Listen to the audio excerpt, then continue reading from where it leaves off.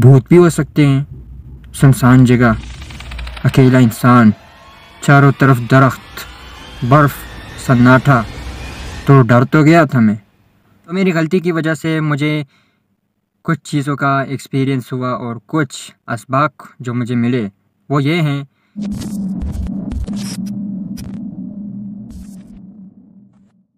What's up guys, this is Ejaz इजकाजी to yet another video। आज मैं जो कहानी आपको सुनाने वाला हूँ ये बात है दिसंबर 2019 की, जब हमने मरी का प्लान बनाया। तो हम निकल पड़े रावलपिंडी और रावलपिंडी से सीधा मरी।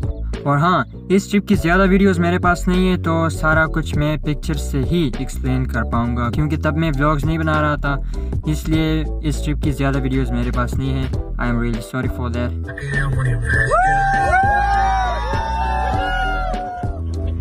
तो रात को हम मरी पहुंचे और मरी जाके होटल में रूम बुक किया और रूम में सामान रखा और बाहर निकल गए सारे।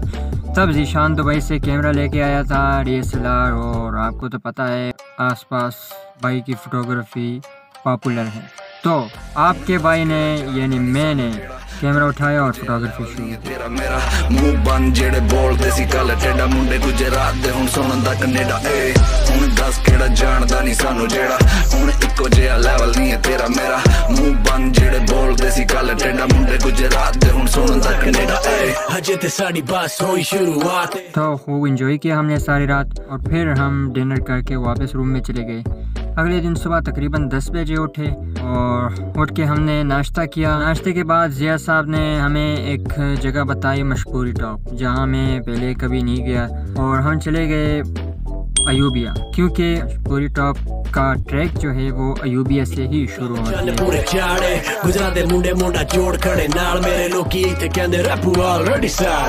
और जब हम वहाँ पहुँचे तो वहाँ पे मरी से ज़्यादा सर्दी थी, बहुत आग के इर्द गिर्द बैठ गए सारे। और वहाँ पे नेस्कैफे का जो मशीन होता है चाय का, बड़ी अच्छी चाय बनाते हैं वो लोग।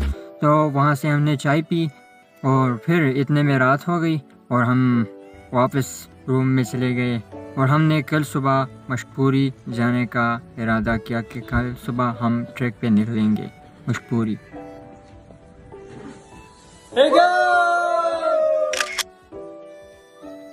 तो सुबह हम तकरीबन 11 बजे उठे और जब तक नाश्ता तैयार हो रहा था तो हमने उस दौरान भी फ़ोटोग्राफ़ी की, मतलब कोई भी जगह हमने छोड़ी नहीं फोटोग्राफी के लिए।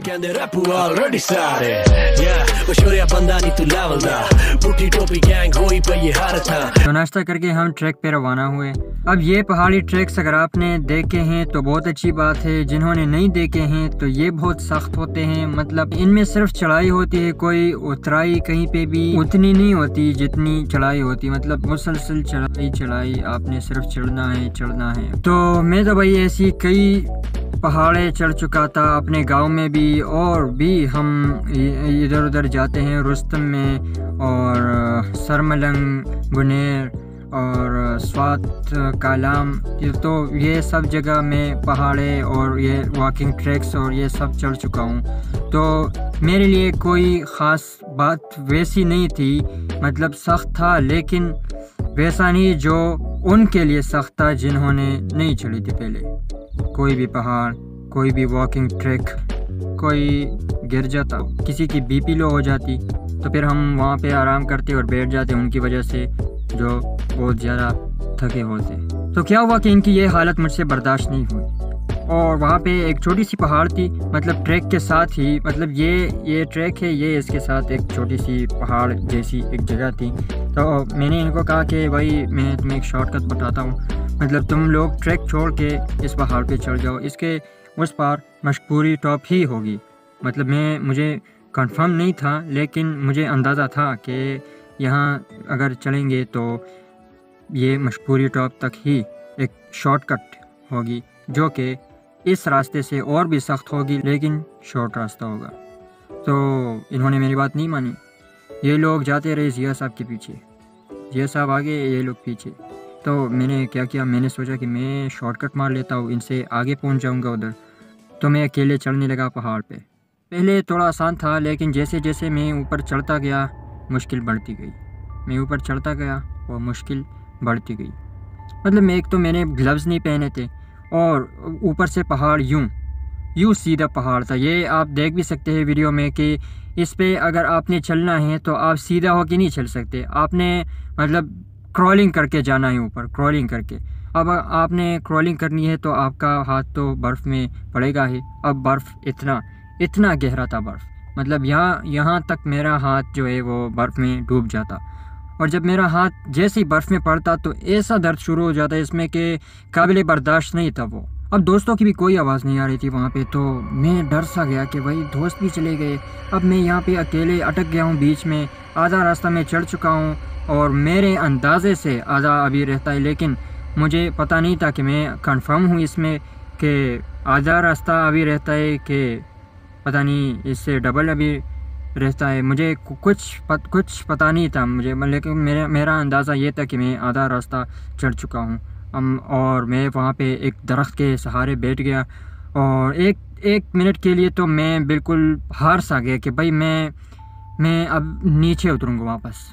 अब जब मैंने नीचे देखा तो अब नीचे तो पहाड़ यूँ हैं, अब मैं बर्फ़ के पहाड़ से नीचे उतरूँगा तो खामखा पैर फिसल ही जाता है, और पैर फिसलेगा तो नीचे गिरूँगा तो क्या होगा वो आपको तो पता है। तो मैं नीचे भी नहीं उतर सकता था, ऊपर भी नहीं चढ़ सकता क्योंकि हाथों में दर्द होता।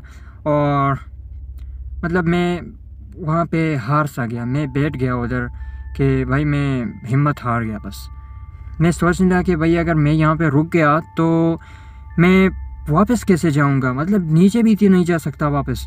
तो फिर से मैंने हिम्मत की और मैं उठा, और जब मैं उठा तो फिर मैं कहीं नहीं बैठा, फिर मैं चढ़ता गया हिम्मत करके, दर्द को बर्दाश्त करके। कैसे भी मैंने वो पहाड़ जैसी जगह, पहाड़ या जो भी है चढ़ाई थी यूँ, तो वो मैंने सर करी और मैं ऊपर गया तो थोड़ा सा प्लेन जगह आ गया। वहाँ पे एक बंदा था, आर्चरी कर रहा था, आर्चरी और तीरंदाजी कर रहा था वो वहाँ पे अकेले। तो उससे देख के मैं बहुत खुश हुआ कि चलो कोई तो इंसान है वहाँ पे, क्योंकि मैंने ये भी सुना था कि यहाँ गलियात और ये नतिया गली मरी इन इलाकों में चीते भी बहुत होते हैं जो इंसान को खा जाते हैं। फिर मैं थोड़ा सा आगे गया तो मैंने तारिक की आवाज़ सुनी, और आपको ये बताऊं कि तारिक की आवाज़ मुझे उस दिन जितनी मीठी और अच्छी लगी मेरे कानों पे, उससे पहले कभी नहीं लगी थी। क्योंकि इतनी देर बाद आधा घंटा मैं बर्फ़ पे चढ़ता गया। आधा घंटे बाद मैंने अपने दोस्त की एक आवाज़ सुनी और मैं उसे चिल्लाया, लेकिन उसने मुझे आवाज़ नहीं दी वापस। और फिर मैं आगे बढ़ता गया कि ये लोग यहीं कहीं हैं, और जब मैं आगे गया तो ये मशहूरी टॉप था। निमे घंटे वो के सफ़र न पास माऊ मुंतल ज़ियादे।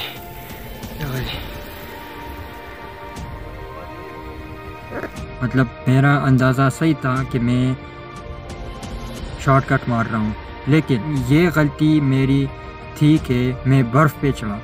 बर्फ़ पे नहीं चढ़ना चाहिए था। अगर वहाँ पे बर्फ़ नहीं होता, अगर ये समर का सीज़न होता तो फिर वो जगह आसानी से तय की जा सकती थी, लेकिन बर्फ़ में चलना इसलिए मुश्किल था क्योंकि मेरे ग्लव्स नहीं थे। ग्लव्स होते तो फिर कोई प्रॉब्लम नहीं थी मेरे लिए। तो मैं गया उनके पास, तो ये लोग वहाँ पे फ़ोटोग्राफी कर रहे थे।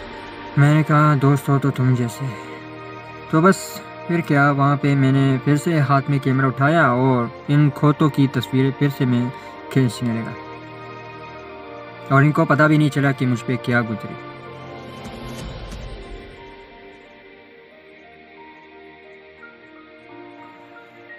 ये एक्चुअली ये चीज़ था तो खच्चर, लेकिन हमने इसे घोड़ा दिखाने की कोशिश की है। और आप फिर मुझे कमेंट्स में बताएं कि आपको ये घोड़ा लगा फ़ोटोज़ में कि नहीं। तो मेरी गलती की वजह से मुझे कुछ चीज़ों का एक्सपीरियंस हुआ, और कुछ असबाक जो मुझे मिले वो ये हैं कि पहला एक्सपीरियंस मेरा ये था कि मुझे पता चला कि बर्फ़ पे चढ़ना कैसे होता है और बर्फ़ में ग्लव्स पहनना कितना ज़रूरी है।